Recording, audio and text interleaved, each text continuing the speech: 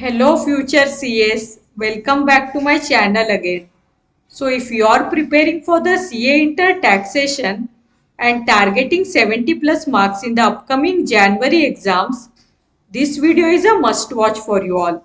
In this video I have summarized the crucial takeaways from the ICAI BoS webinar covering both the income tax law as well as GST. From the key exam points, section-wise marks and time management, to revision strategy, answer preparation, and how to handle descriptive questions, that is application based and direct theory questions. So let's decode exactly what ICAI expects from you in this subject. So if you are new to my channel, please subscribe so you do not miss out on important exam related update, tips and strategies. So guys, when you visit my channel, do check out the playlist section. You will find several curated playlists for the CA Inter exam. Make sure to explore them and watch the videos in order to get maximum benefit from each of the topics. So first we will be discussing the Section A income tax law. In this first we will discuss the key exam points.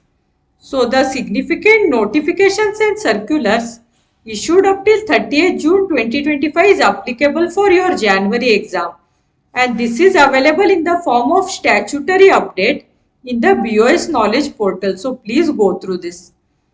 And one day before, while revising, you can use Saransh for revising the threshold limits, rates and few cutoff dates and the TDS provisions also. This has been easily summarized in the Saransh. So it will be helpful for you for revision. And then while studying the study material for different heads of income, at the beginning of the chapter itself, they have given a pro forma for each type of income. So please go through that pro forma also, because it will be helpful for you in the exam. Now suppose in the exam, if the question comes from the head salary, that time you have to follow the same pro forma which is there in the study material. It will be helpful.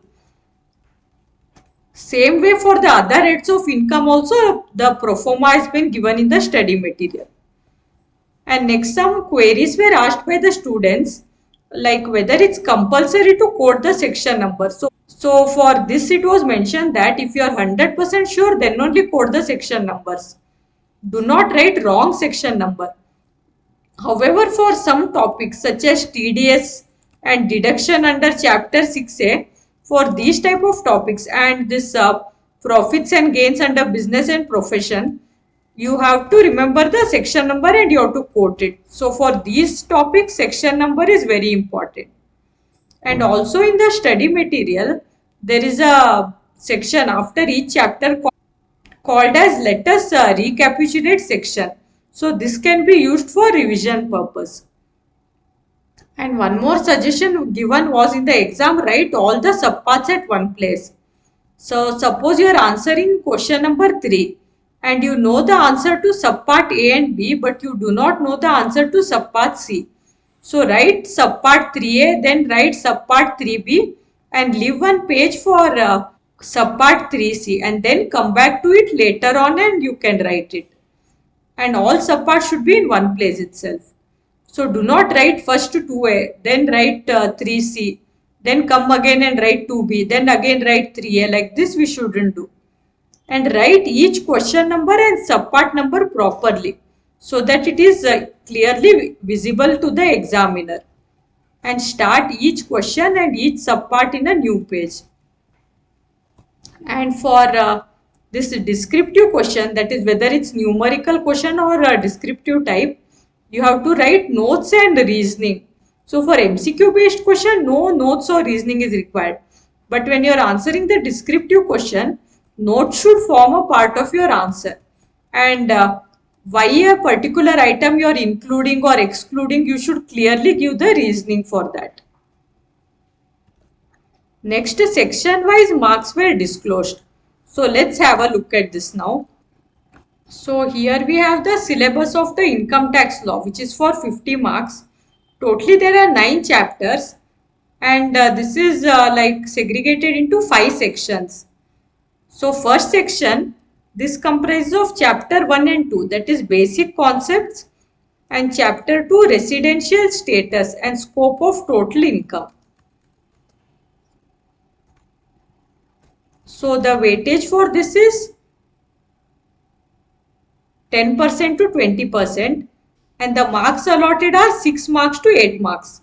Then we have section 2, that is different heads of income. So this chapter comprises of heads of income and provisions governing the computation of income using different heads. So the weightage for this is 25% to 30%, and the marks allotted for this is 14 marks to 18 marks. Then we have section number 3. So this comprises of chapter 4 to chapter 6, that is income of other person included in the assessee's total income, that is clubbing provisions, then aggregation of income, set off and carry forward of losses, and then deductions from the gross total income. So the percentage is 15% to 20%, and the marks allotted are 8 marks to 12 marks. Then we have section 4. This comprises of chapter 7 and 8, that is advanced tax, TDS and TCS. And this also comprises of provisions of filing the return of income and self-assessment also. And the weightage allotted for this is 15% to 20%, and the marks allotted are 8 marks to 12 marks. Then we have section 5, that is chapter number 9, income tax liability, computation and optimization. So this comprises of computation of total income and income tax payable by an individual under the alternative schemes under the Income Tax Act to optimize tax liability. So in this question will be given to compute either the income tax liability, or you will be asked to compute the income tax liability under two different schemes, and whichever is beneficial for the assessee you have to give a suggestion on that, or you will be asked for computation of total income. So you have to go step by step itself. So under each head of income you have to compute the income, and then you have to see if there is any clubbing, if there is any set off carry forward, then you have to do the deductions from the GTI. So you have to follow these steps for this last chapter. So the weightage for this is 20% to 25%, and the marks allotted are 15 marks. So now if we see the chapters with the highest weightage. So first we have this section number 2. This comprises of the highest weightage, and next we have this section number 5. And also the compulsory question in the descriptive type, that will come from this 9th chapter, the last chapter, income tax liability. So as I mentioned, in the compulsory question you will be asked to compute the total income, or you will be asked to compute the tax payable under the different regimes, and you have to decide which one is optimum for the assessee. So the next point discussed in this webinar was time management in examination. So out of 180 minutes, 90 minutes will be for the section A taxation. In that 22 minutes you have to keep aside for MCQ. So if you have to do any rough work for this MCQ, in your answer sheet itself, in one of the page you can give heading as rough work for MCQ, and you can do the workings there. Now coming to descriptive part, so you have to answer 3 descriptive questions. So first one is compulsory question. So 25 minutes you have to keep aside for the compulsory question, and then 2 more descriptive questions will be there. So 18 minutes for each of them, and balance time whatever will be remaining, that you will be keeping aside for revision purpose. Now we will discuss section B, GST. So for this part also, the significant notification and circulars issued up to 30th June 2025 will be applicable, and this is available in the form of statutory update in the BOS knowledge portal. So please go through this. And then revision strategy was discussed for one day before exam. So in this GST part, at the end of each chapter, there is a let us recap section. So please go through this. And for revision purpose, it was suggested that first you should revise the substantive provisions and then progress to the procedural laws. So here I have the syllabus of the GST. So substantive provision means these chapters, chapter 2 to chapter 8. That is supply, charge, place of supply, exemption from GST, time of supply, value of supply, input tax credit. So this chapter comprises of the highest weightage. So from this chapter itself the compulsory question will come, that is computation of net GST payable. So first revise this chapter and then go to the procedural laws. So that comprises of this section 3, 20% to 45% weightage, and the chapters under this are registration, tax invoice, credit notes, debit notes, accounts and records, e-way bill, payment of tax, TDS, TCS and returns. So in this sequence you have to revise. And also if you have made a note of any tricky adjustments, go through that adjustments also. So while studying, if you have prepared any notes, go through those notes also. And also it was mentioned again and again that it is very important to go through the statutory update which is available in the BOS knowledge portal and revise all the latest developments in GST. The next point covered in this webinar was how to score good mark in the examination. So the first point is you have to answer the question with due emphasis on the provision of the law. Ensure you write the provisions clearly and quote the relevant section numbers. If you do not remember the section number, don't quote the wrong section number. Just write as per the provisions of the GST law and then continue your answer. And in case in any question there is any ambiguity in the question or there is a situation where two provisions can be considered, that time you can consider any one of the methods and continue your answer. However, give a clear assumption. In your notes part, give a clear assumption. And you have to answer in commensuration with the marks the question carries. So for a small 4-marker question, don't write pages together. And also it was suggested that whichever question you know the best, attempt that first. And also present your answer well. Write the notes, reasoning, and also write the assumptions clearly as a part of your answer.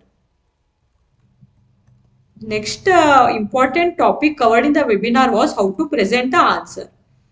So in this first they had discussed how to present non-computational application and analysis based question. So for this some steps were given. First is recall the relevant legal provisions involved in the situation given in the question. So you have to write the provisions clearly and then you have to correlate and apply the same to the issue given in the question. And then you have to give a conclusion based on what the question asks. So give the correct conclusion. It should be concise. And the answer should be in a properly framed language. And avoid writing generalized answer. Ensure you write the exact provision. Don't miss out on writing the provisions. More than the section number, it is important you write the provisions clearly. And next they discussed how comprehension and knowledge based question should be answered. That is the direct theory question. So for direct theory question, highlight the main points with brief description. You can write in bullet points with headings also. And wherever possible, give examples. And also break the answers into brief points or paragraphs. So these were the main points which were discussed in the webinar. I hope this BOS webinar summary helps you to streamline your preparation in taxation. If you found this video helpful, do like and share it with your friends. And also subscribe to the channel for more ICAI update and exam oriented guidance. All the very best for your CA Inter exam. Stay focused and keep revising smartly. I will see you all in the next video.